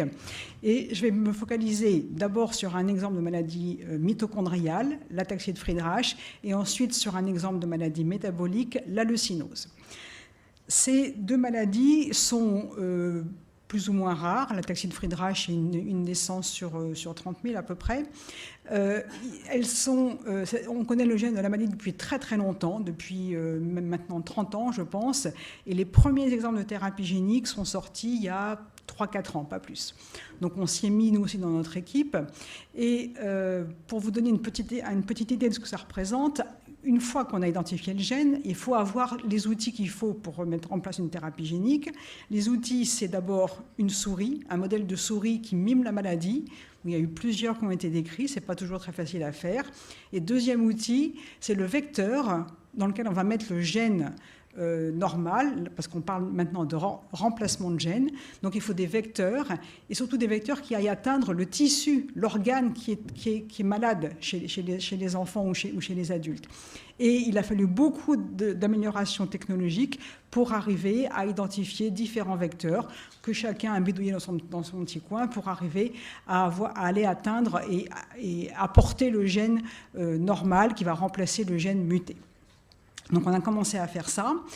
il a donc fallu avoir la souris, avoir le vecteur, mettre le gène dedans et commencer à faire cette approche de thérapie. Donc ça, c'est en cours maintenant, mais c'est quand même très très long la thérapie génique. Hein. Quand ça marche bien, il faut déjà 3-4 ans pour arriver à soigner une souris, en espérant que ça marche bien.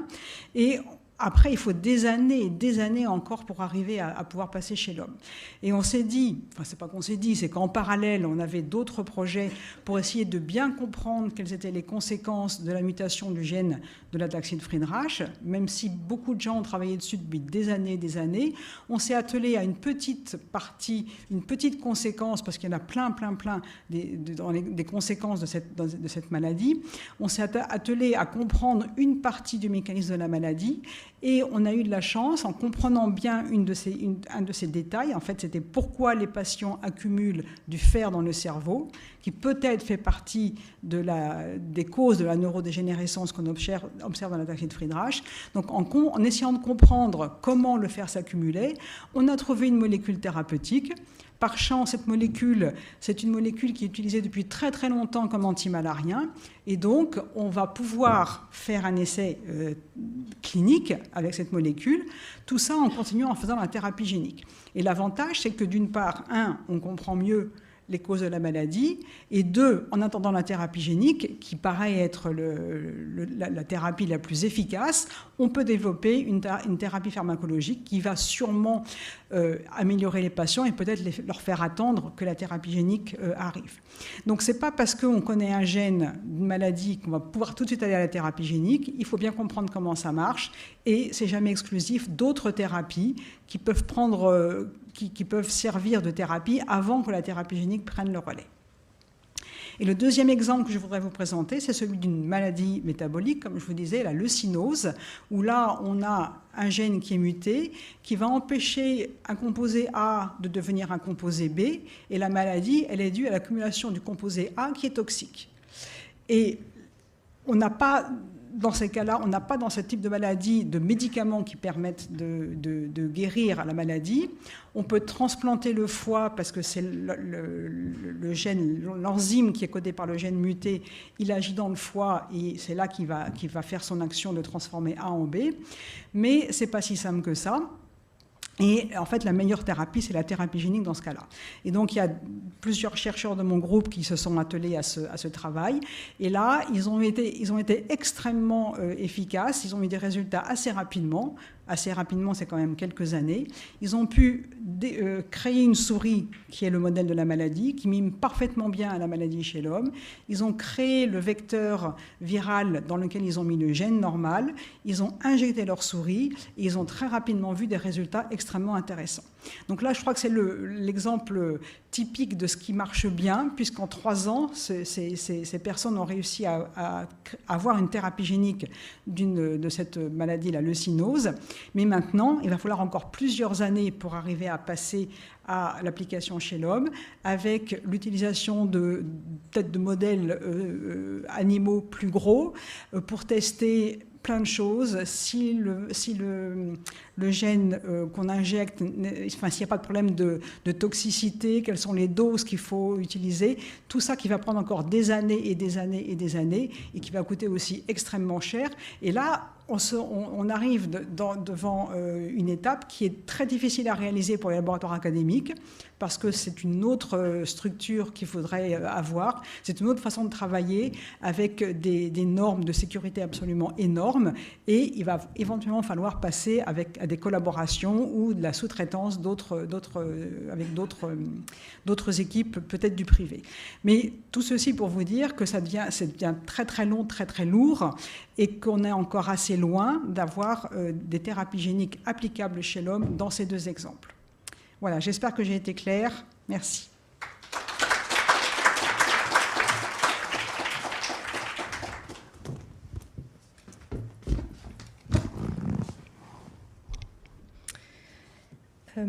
Bonjour à tous. Donc du coup, moi, je suis, comme on vous a dit tout à l'heure, Mégane Brusson. Je suis postdoctorante dans un laboratoire de recherche ici, notamment dans le laboratoire du docteur Anarita Micho.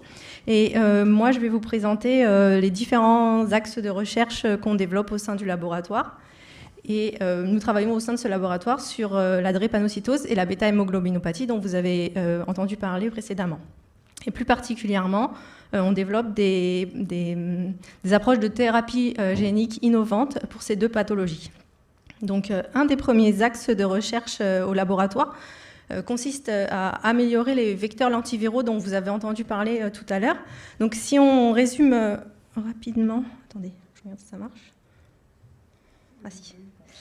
Du coup, si on résume rapidement la drépanocytose, tout à l'heure vous avez déjà entendu parler, donc la drépanocytose est due à une mutation dans un gène spécifique. Donc, comme vous avez déjà entendu parler, il y a une machinerie cellulaire qui va reconnaître ce gène, le lire, le traduire et générer une protéine défectueuse dans cette maladie qui va causer tous les symptômes associés à la drépanocytose.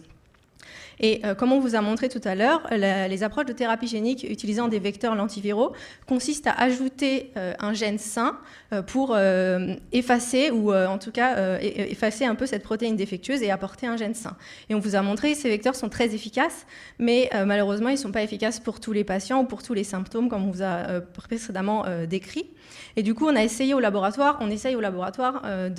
d'améliorer ces vecteurs lentiviraux. On a développé deux stratégies différentes. Donc, soit la première stratégie qui consiste à ajouter un micro-ARN thérapeutique, ou la deuxième qui consiste à utiliser les ciseaux moléculaires CRISPR-Cas9. Donc, ces deux stratégies-là ont toutes les deux comme objectif principal de diminuer la protéine défectueuse tout en maintenant l'expression d'une protéine thérapeutique pour inverser la balance protéine défectueuse, protéine thérapeutique et améliorer encore le traitement de ces patients.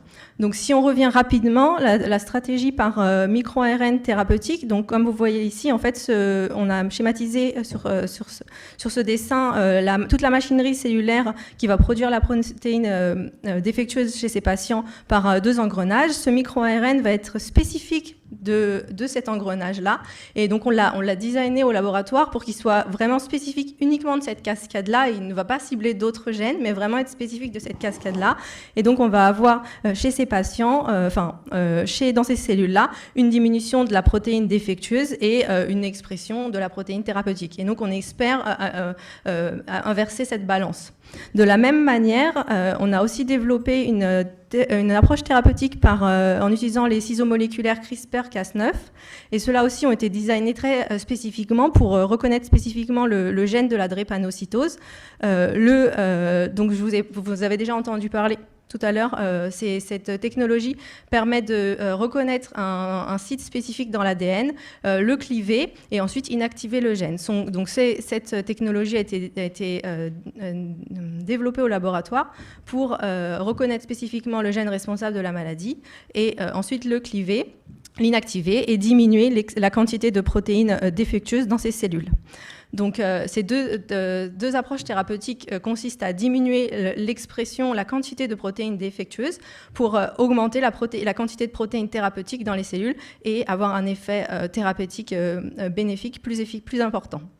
Donc, ces deux approches ont été testées au laboratoire et donnent des résultats in vitro intéressants et prometteurs. Et donc, quand je dis in vitro, c'est-à-dire qu'ils ont été testés dans des cellules souches de patients et on a vu un effet thérapeutique intéressant. Et maintenant, il faudra que ces approches-là devront être testées in vivo, donc chez le patient, et on espère que bientôt elles seront testées. Un des autres axes de recherche qu'on développe au laboratoire consiste à utiliser de nouvelles approches innovantes de thérapie génique basées sur les ciseaux moléculaires CRISPR-Cas9 dont je vous parlais tout à l'heure. Ces deux approches-là s'appellent le base editing et le prime editing. Donc, pourquoi on s'est tourné vers ces approches-là, ces nouvelles approches de thérapie génique donc, c'est vraiment des nouvelles approches parce qu'elles ont été développées en 2018-2019, c'est vraiment très récent. Et donc, pourquoi on s'intéresse et pourquoi on développe plutôt maintenant des approches de base editing et de prime editing? Parce que, contrairement au CRISPR-Cas9 dont je vous parlais tout à l'heure et dont vous avez aussi aussi entendu parler dans les précédentes présentations. En fait, cette technologie va reconnaître le gène ou va reconnaître la séquence d'ADN pour la cliver, et donc pour couper l'ADN. Et nous, en fait, on s'est rendu compte, il y a eu de nombreuses études qui ont montré que couper l'ADN, oui, c'est efficace et oui, ça fonctionne, mais finalement, est-ce que c'est très sûr pour les patients? Peut-être pas. Et donc, en fait, ces deux nouvelles stratégies, le base editing et le prime editing, ont été développées, et elles sont capables de corriger, de modifier l'ADN, mais sans cliver l'ADN. Et du coup, elles sont beaucoup plus efficaces et beaucoup plus sûres pour les patients. Donc, comment elles fonctionnent? Le base editing, c'est une technologie qui permet de reconnaître spécifiquement une lettre dans l'ADN, donc une base du code génétique, et de la modifier comme on le souhaite. Donc on peut très bien imaginer qu'on pourrait corriger une mutation avec cette nouvelle technologie.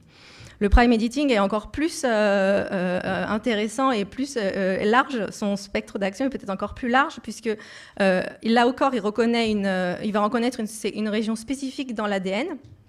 Mais au lieu de modifier une seule lettre, on va pouvoir réécrire un fragment d'ADN dans sa globalité. Et donc là, on peut imaginer corriger beaucoup plus de mutations en une seule fois. Donc du coup, en fait, ces deux stratégies-là pourraient permettre, dans le cadre de notre projet de recherche, en fait, on utilise ces deux technologies pour corriger la mutation impliquée dans la drépanocytose, mais également, on peut imaginer corriger toutes les mutations impliquées dans la bêta-thalassémie. Donc c'est l'avantage principal dont je vous parlais de ces deux stratégies, que ces deux technologies ne coupent pas l'ADN, et donc elles sont plus sûres dans le développement de thérapies. Et l'autre avantage, c'est que, comme vous ont déjà été précédemment expliqué, en fait, c'est que ces deux technologies vont pouvoir corriger le gène du patient directement dans son ADN et directement dans sa cellule. Donc on va garder tous les éléments naturellement présents dans l'ADN qui sont nécessaires à une expression importante de la protéine corrigée. Contrairement lorsqu'on ajoute un vecteur lentiviral, où finalement on va juste ajouter le gène d'intérêt, on va bien sûr quelques éléments nécessaires à son expression, mais on ne pourra pas ajouter tous les éléments impliqués dans l'expression qui sont naturellement présents dans l'ADN. Donc ça, c'est un autre avantage d'exprimer de façon normale et entre guillemets élevée grâce aux éléments présents naturellement dans l'ADN. Et enfin, un autre avantage, contrairement aux lentivirus, aux vecteurs lentiviraux, on espère, en fait, comme on vous a dit, les vecteurs lentiviraux ont un coût très élevé à être produits.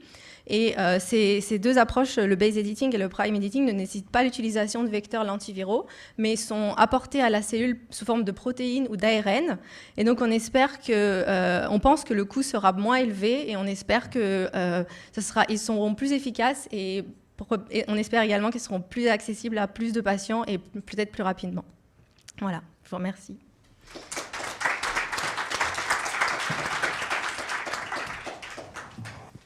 Merci beaucoup, Mégane. Merci, Agnès. Il y avait des conclusions, mais il n'y a pas de conclusion. Je pense que c'est mieux qu'il y ait quelques questions, à commencer par la salle. On a pas mal de questions en ligne, sinon, pour commencer. Alors, vas-y, je t'en prie. Donc, dans la salle d'abord, est-ce que quelqu'un souhaite poser une question? Tous les orateurs sont encore là, donc Alain, je vois Christine Bonnemère, Isabelle Deguerre, Marianne Montalembert. Madame.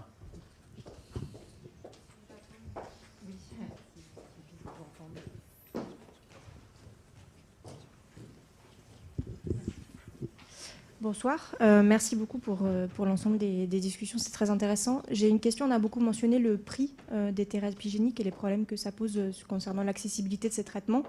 On sait qu'il y a des possibilités qui sont discutées, que ce soit le paiement par annuité en fonction de la performance, qui mime un peu le paiement que pourrait entraîner un traitement chronique de la maladie.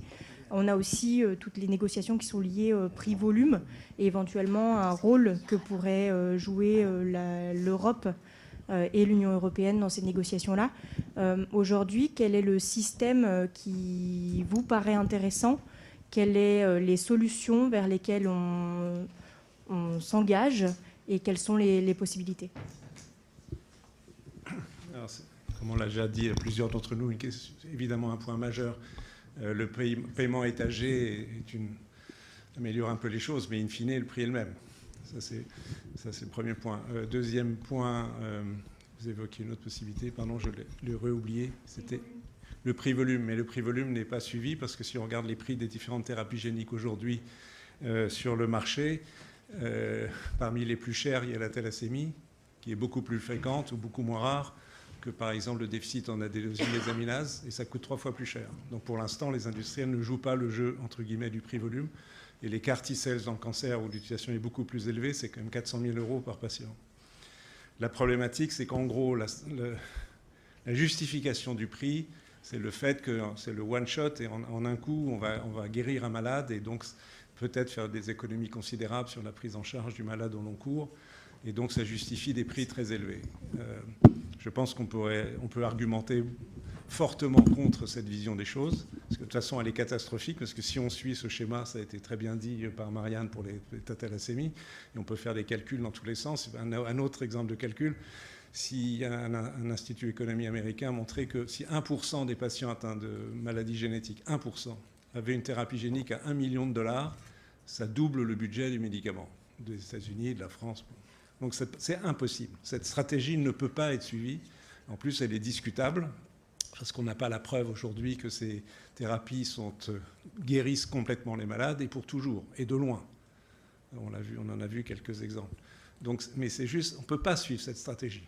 Donc il faut revenir à une stratégie plus classique de détermination des prix, qui sont fondés sur les investissements, sachant qu'une partie est publique, non négligeable, mine de rien, effectivement, les coûts de développement, les coûts des échecs et un bénéfice raisonnable. Mais j'exprime un point de vue, je n'engage que moi. Je pense qu'il faut revenir à cette approche, sinon on va dans le mur, c'est clair.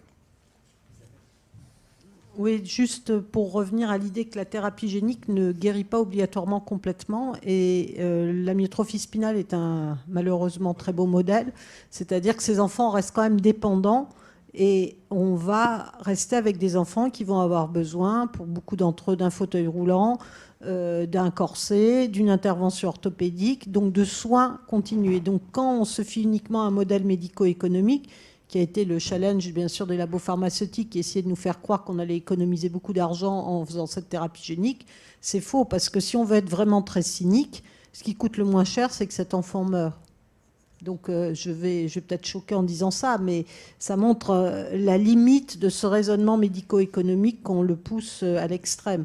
Donc c'est évident qu'il faut qu'il y ait un autre type de négociation, et il faut rappeler que ces enfants, pour un bon nombre de ces maladies-là, ne vont pas être totalement guéris. Donc ils vont avoir besoin de soins, et de soins coûteux. Merci Isabelle. Merci Alain. Une autre question dans la salle, madame. Bonjour et merci d'avoir organisé cette réunion. Je m'appelle Anne-Marie Laporte. J'ai trouvé ça vraiment très intéressant. En vous écoutant, je me demandais, mais est-ce que finalement toutes les maladies monogéniques ne pourraient pas être traitées par thérapie génique? Je ne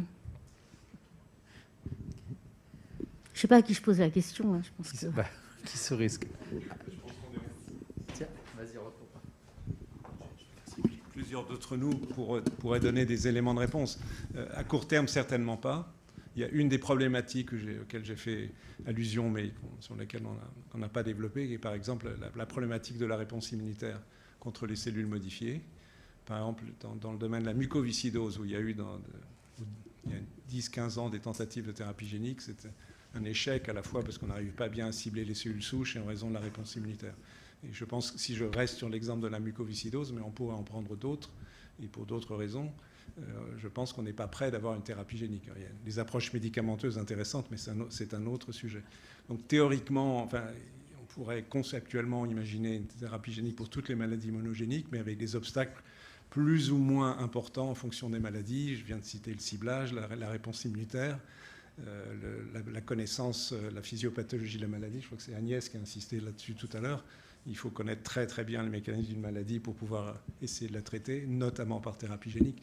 Donc pour certaines maladies, ou aussi la complexité du mode d'expression du gène, qui est, s'il est régulé très très finement, je ne sais pas, prenez l'insuline dans le cas de diabète, c'est très compliqué de reproduire de façon génétique une régulation fine de la production d'insuline. Donc c'est pas pour demain qu'il y ait une thérapie génique pour des milliers de maladies génétiques. Si je peux ajouter, il y a dans d'autres domaines que l'immunologie, l'hématologie, voire les erreurs innées du métabolisme, les maladies monogéniques ont le mauvais goût de s'exprimer chez l'enfant alors que le parcours de la maladie s'est déjà engagé in utero, notamment dans des malformations congénitales, notamment dans des anomalies de développement, de neurodéveloppement. Et donc la question posée là est encore plus mise en abîme. Est-ce qu'en corrigeant génétiquement à 2, 3, 4, 5, 10 ans, on peut remonter le temps des séquelles qui se sont établies pour des malformations, des anomalies, des erreurs innées du développement ou des anomalies neuronales qui ne se sont pas faites, des connexions synaptiques par exemple qui ne se sont pas faites, et est-ce que c'est traitement génétique? Donc ça veut dire qu'il faut faire feu de tout bois et qu'il y a beaucoup d'autres champs à utiliser, dérivés de la génétique, mais pas forcément géniques à proprement parler. Mais ce n'est pas pessimiste ce que je dis, c'est que c'est juste réaliste. D'autres questions? Alors peut-être à distance, est-ce qu'il y a quelques questions à distance? Oui, on a énormément de questions à distance, mais on va peut-être pas pouvoir toutes les poser. Mais une première question de Christelle Borel qui demande combien de temps s'écoule-t-il entre la découverte de la cause génétique d'une maladie et la mise au point d'une thérapie génique? Agnès, tu as abordé la question. C'est toi qui t'y colles. Ça peut être très court ou énorme, ou jamais. En fait, c'est très très variable. Ça dépend vraiment de la maladie, du moment du diagnostic, des outils disponibles. C'est très très très très très variable. Pour prendre l'exemple de l'ataxie de Friedreich, le gène il est connu depuis presque 30 ans maintenant, et on commence tout juste à faire une thérapie génique chez la souris. Donc c'est très très long. Merci Agnès. Peut-être une autre question à la volée. On a eu énormément de questions où les personnes demandent à quand une thérapie génique sur ma maladie. Là, vous nous expliquez que des fois, ça peut prendre beaucoup de temps. Qu'est-ce qui fait du coup que ça prend plus de temps ou moins de temps en fonction des maladies? Je suis désolée. En fait, on a eu la question vraiment sur... D'abord, il y a un minimum de temps technique pour avoir un modèle animal. Souvent, c'est une souris. Qui soit viable, qui reproduisent bien la maladie, mais ce n'est pas toujours le cas. On a des modèles de souris qui n'ont rien à voir avec la maladie chez l'homme. Après, il faut avoir les bons vecteurs qui vont cibler le bon organe. Et est-ce qu'on connaît tous les organes qui sont la cause, qui sont impliqués? Il y a des maladies qui sont très très sévères et souvent c'est possible que les malades décèdent avant qu'ils puissent développer d'autres organes atteints, et donc on peut passer à côté complètement de ces organes, donc on n'aura pas forcément les bons outils pour aller cibler le bon organe. Et après, il faut que ce soit possible. Alain parlait de la réponse, la défense immunitaire, la réponse immunitaire aux transgènes, aux vecteurs et choses comme ça. Donc c'est impossible de prédire. Il y a énormément de choses qui entrent en ligne de compte. Karine. Ah pardon, je vous avais pas vu, pardon. Du coup, c'est la suite. Donc du coup, voilà, je suis Laetitia Massey, je suis maman d'une petite fille de 10 ans qui a l'hallucinose, justement. Et donc vous parliez que la thérapie génique avait fait des essais très concluants, mais que maintenant, il fallait s'associer avec des laboratoires privés. Est-ce qu'on se heurte encore à des étapes qui vont être... difficile, ou est-ce qu'on peut espérer effectivement que ça continue de façon positive et qu'on arrive à un moment donné à quelque chose de concluant véritablement, même si c'est dans 10 ou 15 ans? Alors ça, je ne sais pas du tout, parce que comme je vous le disais, je suis totalement inexpérimentée en thérapie génique. Peut-être qu'Alain, tu pourrais nous donner quelques échelles de temps pour arriver à passer à la thérapie chez l'homme, en général, si on peut faire des généralités. Oui, c'est pas facile de donner une règle générale. Ça a déjà été dit qu'en fonction des maladies, le temps est plus ou moins long. Il est toujours trop long, mais disons qu'entre le temps... Si je commence au stade des essais cliniques, je mets de côté toutes les analyses précliniques dont Agnès vient de vous parler. Entre les tout premiers essais cliniques et le fait qu'un médicament soit autorisé, soit mis sur le marché, on peut compter aujourd'hui, en étant optimiste, entre 5 et 10 ans, à peu près, aujourd'hui, compte tenu des demandes exigées en termes de sécurité et d'efficacité. Mais c'est avec beaucoup de variabilité possible, et ça, malheureusement, ça peut être plus long si les choses sont plus compliquées. Mais le fait qu'il y ait un moment le passage de la recherche académique au monde privé est absolument naturel et indispensable. Le monde académique n'a pas le savoir-faire du développement industriel, enfin même si c'est à une petite échelle.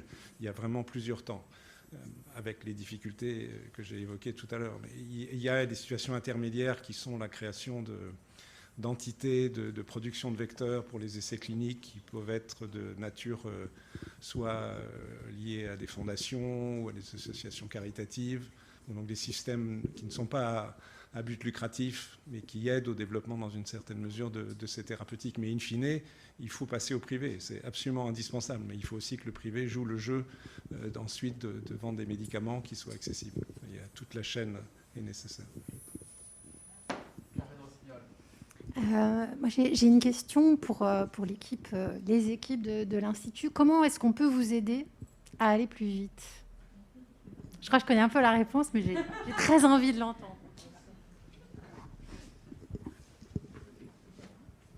Christine, il n'y a pas que l'argent. Non, mais c'est très important. Merci Karine, pour ceux qui ne connaissent pas, a été une des fées qui a porté Imagine sur les fonds baptismaux. Donc c'est normal qu'elle ait la dernière question. Elle aurait été une des premières à activer le système. Et très très gentiment, je vois que tu nous tends cette perche de dire la recherche coûte cher. C'est vrai que la recherche coûte cher. Et donc c'est l'occasion de rappeler la campagne Grand Donateur, de rappeler que tout ce que vous pouvez faire pour l'Institut est très très important. Et pour vous donner un chiffre, ça veut dire que 95% de ce que vous ferez pour l'Institut, c'est directement pour Madame Rotig, pour Madame Brusson, pour mes collègues qui font... Non, pas que. Ah, tout de suite. pour les chercheurs, les scientifiques et les médecins de l'Institut. Je crois que c'est très important parce que c'est un chiffre qui vous dit que ce qu'on a voulu, c'est diminuer, vraiment réduire au minimum les frais de fonctionnement qui ne sont pas de la gestion, hein, ce n'est pas de l'impôt. C'est le fait de pouvoir, à notre tour, créer le système qui va lever de l'argent par ces systèmes. Donc oui, c'est très, très important. Il n'y a pas que ça. Je crois que vos questions le montrent, le fait de plaider pour... des systèmes comme Imagine, il n'y a pas qu'Imagine, mais de plaider pour ce système d'intégration, soins et recherche, où l'on n'est pas sûr de pouvoir faire des découvertes tous les jours, parce qu'on ne programme pas les découvertes, mais où on vous garantit que si jamais il y a une découverte en médecine, en sciences et médecine, alors on ne la loupera pas. C'est ça le système d'intégration. Il n'est pas unique à Imagine, mais il y est porté, je crois, à l'extrême. Et si vous pouvez plaider pour ce système, là où vous êtes, d'où vous êtes, c'est très important pour nous. C'est un système, vous le voyez aujourd'hui en étant dedans, des scientifiques, des médecins qui parlent exactement le même langage. Il n'y a pas de nuance. Et des associations de patients qui y sont associées. C'est la journée des maladies rares. Donc merci Karine de m'avoir autorisé ce petit plaidoyer qui n'est pas que pour le financement de la recherche et des soins innovants, mais qui est aussi pour être les avocats, les ambassadeurs de cette intégration soins et recherche dont nous croyons véritablement qu'elle est le meilleur accélérateur. Christine. Je vais juste faire un tout petit complément. Pour que les patients puissent bénéficier des progrès, il faut que déjà ils soient bien soignés, bien suivis. Donc si tous, vous pouvez soutenir le fait que l'hôpital a besoin qu'on ne lui coupe pas les vivres, qu'il y ait le personnel qu'il faut pour assurer l'optimum en fait, de soins, le temps d'avoir plus pour que ça se passe chez des patients bien suivis qui seront en état de supporter, au bon sens du terme, les innovations, alors ça serait super. Merci beaucoup. Merci Christine. Merci Karine de nous avoir tendu cette adorable perche. Je crois que ça peut clore notre soirée. Merci infiniment à Alain, merci à toutes, merci Agnès, merci Mégane, Christine, Marianne et Isabelle. Vous avez été formidables.